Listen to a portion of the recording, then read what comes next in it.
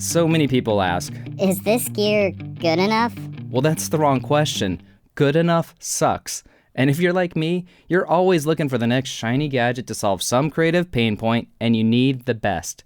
Well, today I have a highly curated list of 12 gear items that I fell in love with this year, and I thought it'd be fun to share with you how they made a difference in my life, and since they helped me, maybe they could help you too. Some of this stuff is on sale right now, but I warn you, please do not buy anything just because it's on sale. Only buy because it makes sense for your needs. Item 1 on my list is going to be the TP-Link Casa Smart Plug for Apple HomeKit. That's this guy right here. Very, very simple item. All it does is it plugs into the wall, but it solves the problem of how do you turn on and on stuff that doesn't have an on-off switch. There's some items that we end up with, like I've got the Blackmagic ATEM Mini Pro ISO or the DaVinci Resolve Mini Color Panel. Those don't have on-off switches, so how do we turn them off? Instead of going to unplug them when I need to, I can just simply click a button in the Apple Home app. Example, right now I'll turn off the corner bulb in the back of my room there, or you could use your iPhone, or you could use the Elgato Stream Deck. It's really easy to integrate these into the Stream Deck without any special programming knowledge or anything. In fact, I'll leave a tutorial on how I learned how to set up quick actions and shortcuts so you can program your TP-Link Casa Smart Plug to your Stream Deck and get all kinds of great functionality for yourself. Next on the list that I really love is the Calibrite 123 Colorimeter, and the problem that this little colorimeter solves is it helps me calibrate my monitor's brightness to a standard like sRGB at 100 nits, 120 nits. And why is that important? Well, most monitors now are set super, super bright, like way brighter than they should be. And so if you work that way, export it, it's going to be super dark on some other display. So this at least gets you in the right ballpark. It's not super expensive. It'll work for up to 2 computer monitors, and it has the software built in. So this is a really great way to get started with color calibration if that matters to you. So it's the Calibrite 123 Colorimeter. Item 3 on the list is actually too big for me to hold. That's the Huanuo Ultrawide Monitor Arm for Max 40-inch screen. So you can see I'm moving this around. It's on an arm. In fact, you want to see it a little bit better. This is my main computer screen that I would normally have right in front of me when I'm compositing or editing here for my freelance work. And what's great about this is obviously it's easy to get out of the way, but it also is going to save you desk space for other items you have on your desk. Maybe it's notes, maybe it's just other electronics, whatever it is. Or if you have your window shades open, you get some sun glare, you can easily take one of these that's on an arm and just slightly angle it to get rid of that glare on your screen. Really, really nice. And the thing is, with monitor arms, there's a ton of them out there. I've tried quite a few of them. These ones are actually strong enough to hold any display that I've put on them.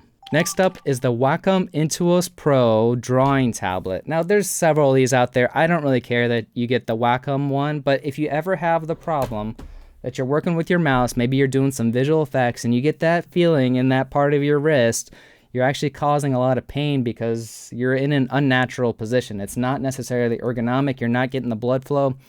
Using a stylus is going to alleviate that for those long working hours. But beyond that, and the reason I actually have stuck with this for so long is because I get speed and precision with this that you just can't get with the mouse because it's pressure sensitive. So that means if I dab down on my canvas and my fusion composition, I can allay the certain amount of transparency of paint that I want to, which I just can't do that with the mouse, right? There's not really a way to do that. As well as just, you can easily zoom into pixels without doing anything else but just having your hands on here. It makes me feel like an artist. Now I'll tell you, how do I set mine up? People ask me that all the time. The bottom of the stylus, now it's good to get a stylus that has 2 buttons, which the Intuos Pro does, but the bottom button is going to be set to the middle mouse click, which lets you zoom around really quickly, and the top button will be set to the right click, so that's your contextual menus. As well as one other thing I'll say, if you use multiple computer displays, I actually set one of the buttons up here to just be mapped to the one computer's display. So instead of having one monitor here, this is just the one main monitor that I'm working with. And then if I go to the edge, I can't actually get to the other monitor. That's why I do have a mouse on my desk as well. But love the Wacom. I'll probably talk about this till I die, but I highly recommend you check it out. And when you first get one, chuck your mouse aside for at least a week because it does take time for that new muscle memory to develop because you're not clicking and dragging around the screen anymore. You're just going right to the point. So number 5 is something you've been listening to in this channel for a long time now. It's actually the Earthworks Ethos microphone from Earthworks Audio. And this is different from microphones like the Rode Pod mic or the Shure SM7B because this is actually considered a condenser microphone. So it handles those higher frequencies that allow you to more intelligently hear what someone's communicating. So maybe it's actually made my voice sound better than it actually is. I think it sounds warm. I think it has a lot of good sibilance where you need it so you can understand me. And it's also an American company. So if that matters to you, hey, it's got that going for it, as well as the fact that a lot of people aren't using it. So if you want to be a little bit different, a little more unique, check out the Earthworks Ethos. I think it's the best microphone that you can sit on your desk right now. The Ulanzi cooling fan for mirrorless cameras. Now this is super niche, but if you have a Sony a7 IV and you shoot video, you know the thing overheats, especially if you're using it as a webcam like I do. This is really simple to install. It just has a spring-loaded clamp. You stick it on there. It basically makes it into like an FX camera as far as reliability.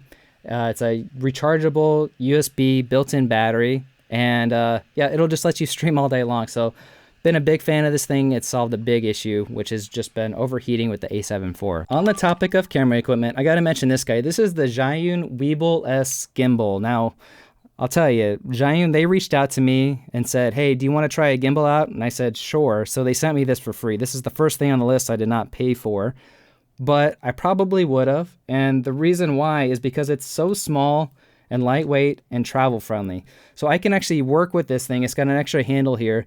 So I can work with this all day long without getting too tired because the weight is so much less than previous gimbals I've used, like the DJI Ronin S. And yes, that can hold heavier lenses, but most of the time I want a small, lightweight, wide lens, which this does great with. The other thing that the Zhiyun Weebill S is able to do is it has like locks on it, which make it easy for it to go into a backpack, so it's easy to travel with. Big fan so far of the Zhiyun Weebill S. If you're looking for something to increase your production value, this might be it. On the topic of camera related stuff, these are the Tental Sync E Mark II Timecode boxes. Now, these were sent to me for free, although I've bought lots of Tental Syncs in the past. These basically apply a number to your video file so that it can be synced up later in post-production.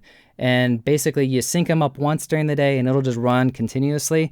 So you don't have to worry about doing the hand clap sort of thing to get sync or having the cameras close enough to a good scratch audio to be able to sync things up. These are doing it with a number. The number's called Timecode. And it just makes it easy to work with and resolve. Now, the reason I would say that these Tental Syncs are better than other options out there are sort of threefold. One is they have a real simple cable. This is all you need, this little thin cable to plug this into a Sony FX3. I love that. Another thing is their iOS app works really, really great, and it even works with the Blackmagic camera app, so you can have timecode on your iOS video files. So if you have one camera that's shooting with the phone as a pickup shot, hey, that's great. The other thing I would mention is they have inbuilt rechargeable battery, but a lot of companies, they don't offer a way to replace that battery over time. So, batteries go bad over time, then the thing turns into e-waste, it's a bunch of junk. Well, you can actually get a replacement battery kit for these guys. So if you buy one of these Tental Sync E's, it's going to be good for a long time because you can always go and swap out that battery later on, and you still have the advantage of it being really tiny, rechargeable, and it lasts all day long. Okay, last little camera item here. This is the JJC Bluetooth Remote. I know this channel is about DaVinci Resolve and editing, but there's some camera stuff that goes into making YouTube videos. This allows me to just trigger recordings easily by pushing that one button, and in fact, it also works with power zoom lenses, so I can zoom in by holding a button on here. It'll zoom in. It's great if you have that. But yeah, I think just being able to push the button without jostling the camera is a super, super valuable thing to have. The next bit of gear I think any editor needs is a good chair to sit in. So I'm going to get up for this one and show you what I use. It's actually the Steelcase Leap version 2 chair. This guy right here. They come in different colors. They're pretty heavy. And if the chair is heavy, it's probably good.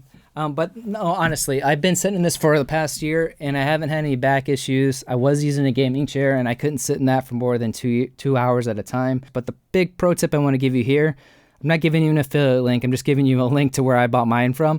It's a Madison Seating does refurbs. So any of these high-end chairs, they usually cost north of $1,000, which is insane for a chair that you want to sit at a desk. But you can usually get those for about a third of the price if you get them refurb. That's what I did. And like I said, I use madisonseating.com, but I'm sure there's lots of others, and it's just like new. Number 11 on the list is going to be a Hammerly Ceramics coffee mug. And why I like this thing so much, it's a one-of-a-kind, handcrafted piece of ceramic that was made by Hammerly Ceramics, but it has a function, right? It lets me get coffee in my system, which I need as a video editor.